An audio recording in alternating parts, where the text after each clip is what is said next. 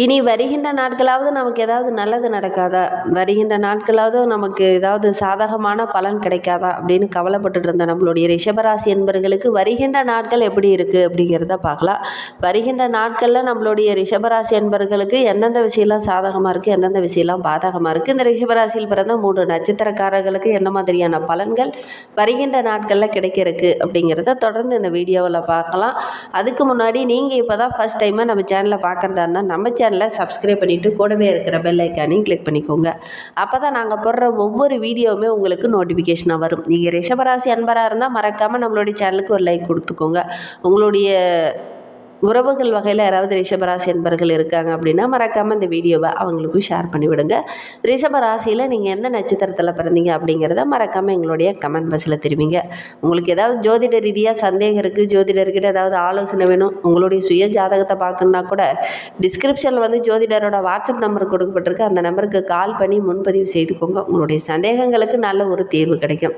நம்ம சாப்பிட்ற காய்கறிகளிலே கூட ஒரு சில காய்கறிகளுக்கெல்லாம் உங்களுடைய கிரகங்களுடைய சாரம் இருக்குது அப்படின்னு சொல்லலாம்.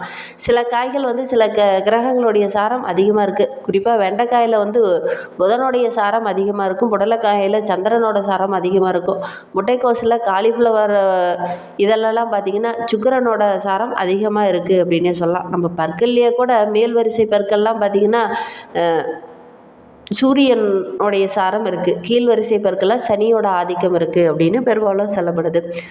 புதையல் ரகசியம் அதிகம் உள்ள ஒரு ராசி, பெரும்பாலும் பார்த்திங்கன்னா அதிர்ஷ்டத்தை குறிக்கக்கூடிய ஒரு ராசி அப்படின்னா நம்மளுடைய ரிஷபராசி என்பர்களை சொல்லுவாங்க. ஏன்னா சுக்கிரனோட ஆதிக்கத்தில் பிறந்ததுனால பெரும்பாலும் இந்த அதிர்ஷ்டம் எப்போ உங்களுக்கு கிடைக்கும் அப்படின்னா 10 கூடையும் 4ல் இருப்பது புதையல் கண்டெடுப்பாங்க அப்படின்னு சொல்லுவாங்க. இல்லையெனின் முயற்சி இல்லாமல் சில பொருள்கள் உங்களுக்கு டக்குன்னு அதிர்ஷ்ட வாய்ப்பாக கிடைக்கும்.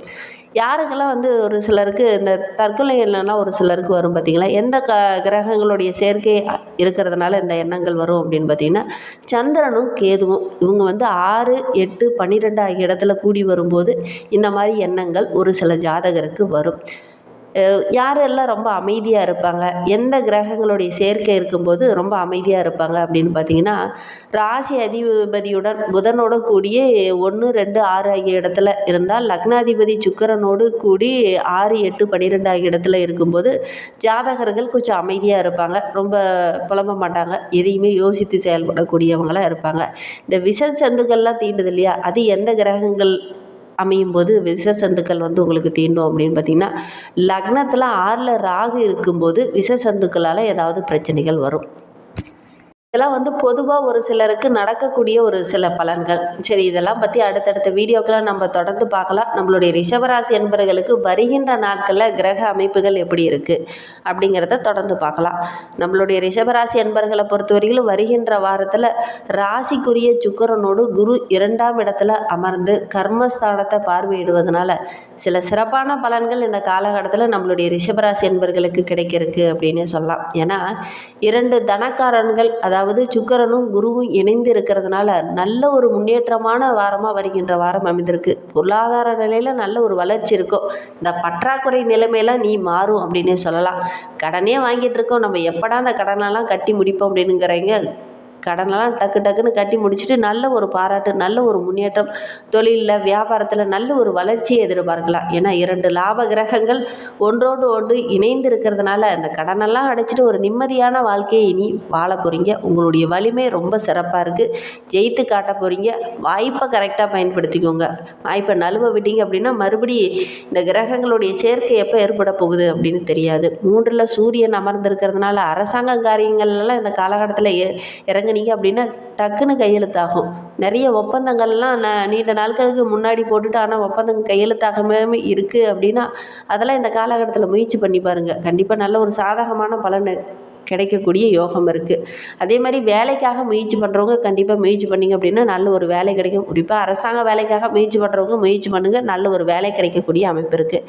எந்த விஷயத்தெல்லாம் இந்த காலகட்டத்தில் நம்மளுடைய ரிஷபராசி என்பர்கள் கவனமாக இருக்கணும் அப்படின்னு பார்த்திங்கன்னா பூர்வ புண்ணியஸ்தானத்தில் செவ்வாய் அமர்ந்திருக்கிறதுனால 4ஆம் இடத்துல கேது இருக்கிறதுனால வண்டி வாகனத்தில் செல்லும்போது கவனமாக இருக்கணும்.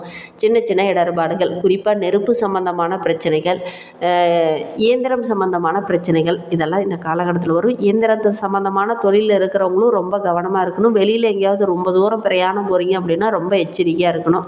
ரொம்ப தூரம் போகிறத கொஞ்சம் அவாய்ட் பண்ணுறது கூட இந்த காலகட்டத்தில் நல்லது. தாயாரோட உடல் நலத்தில் கவனமாக இருக்கணும். தேவையில்லாத சின்ன சின்ன இடர்பாடுகள் உடல் ரீதியாக மன ரீதியாக சின்ன சின்ன பிரச்சனைகள் வரதுக்கான சூழ்நிலை இருக்குது. அதனால் கொஞ்சம் கவனமாக இருங்க. கூட்டாளிகளாலேயும் சின்ன சின்ன பிரச்சனைகள் இந்த காலகட்டத்தில் வரும். குறிப்பாக புதிதாக ஒரு நண்பர் உங்ககிட்ட நெருங்கி வராங்க அப்படின்னா அவங்ககிட்டலாம் ரொம்ப கவனமாக இருக்கணும். ரொம்ப நாளாக உங்களுக்கு ஃப்ரெண்ட்ஸாக இருக்கிறவங்களால எந்த பிரச்சனையும் இருக்காது. புதிதாக ஒரு ஆள் உங்ககிட்ட சேர்ந்து இருப்பாங்க இல்லையா, அவங்களால ஏதாவது சின்ன சின்ன பிரச்சனைகள் வரும். ஒரு சில இடத்துல கெட்ட பேர் வர்றதுக்கான சூழ்நிலை இருக்குது. கவனமாக இருக்கணும். எந்த அளவுக்கு உங்களுக்கு வருமானம் இருக்கோ அந்த அளவுக்கு உங்களுக்கு சின்ன சின்ன கெட்ட பேரும் வர்றதுக்கான சூழ்நிலை இருக்குது. கவனமாக செயல்பட்டீங்க அப்படின்னா பெரிய பாதிப்பு எதுவும் வராது. இன்னுமே உங்களுடைய வாழ்க்கை ரொம்ப சிறப்பாக ரொம்ப மகிழ்வாக இருக்கணும் அப்படின்னா சனிக்கிழமை தோறும் பெருமாள் கோவிலுக்கு சென்று பெருமாளையும் அன்னை தாயாரையும் வழிபட்டுட்டு வாங்க. உங்களுடைய வாழ்க்கையில் உள்ள பிரச்சனைகள் படிப்படியாக குறையும்.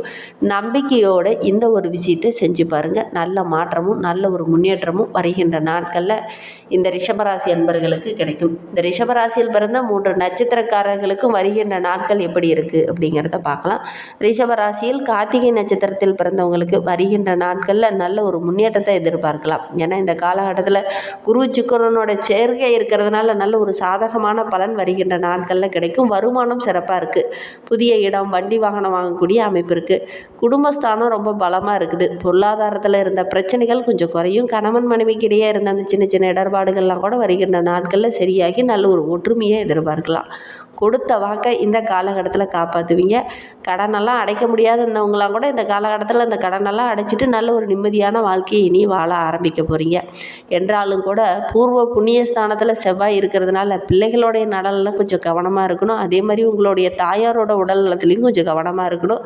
சின்ன சின்ன இடர்பாடுகள் பிரச்சனைகள் இதெல்லாம் வரக்கூடிய சூழ்நிலை இருக்குது. இந்த காலகட்டத்தில் கலைத்துறையை சார்ந்த நண்பர்கள் கொஞ்சம் கவனமாக இருக்கணும். புதிய ஆர்டர்கள்லாம் கிடைக்கிறதுல கொஞ்சம் தாமதம் ஏற்படும். கொஞ்சம் முயற்சி பண்ணுங்கள், கிடைக்கும். இருந்தாலும் கொஞ்சம் சின்ன சின்ன தடைகள் வரும். அந்த தடையை பார்த்துட்ட உடனே நீங்கள் தோய்ந்து உக்காந்துடக்கூடாது. அடுத்து முயற்சி பண்ணிங்க அப்படின்னா கண்டிப்பாக உங்களுக்கு வெற்றி கிடைக்கும்.